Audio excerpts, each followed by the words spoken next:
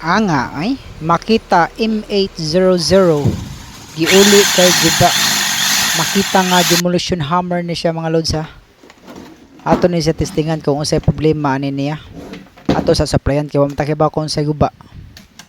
Oops, wala siya power mga lods. Di siya mo under mga lods, patay.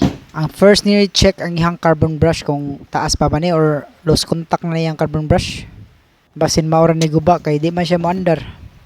Gamitan niya flat screw mga lods ang iyang carbon brush para matanggal na. Pero taas pa yung carbon brush mga lods, dili pa gina siya tantong mubo. Ako na siyang i-check ang connection. Sa iyang plug pa dong sa iyang carbon brush nga slot. Kung nakalahos ba?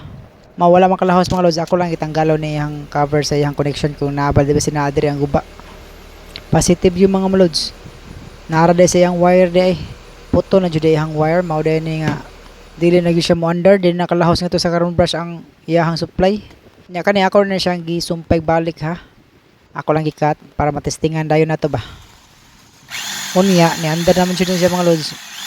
Mao gyud guba ra katoyhang kuan, wire putol. Nauna na siya pag-ayo mga lods. Basic troubleshooting lang siya mga lods ba.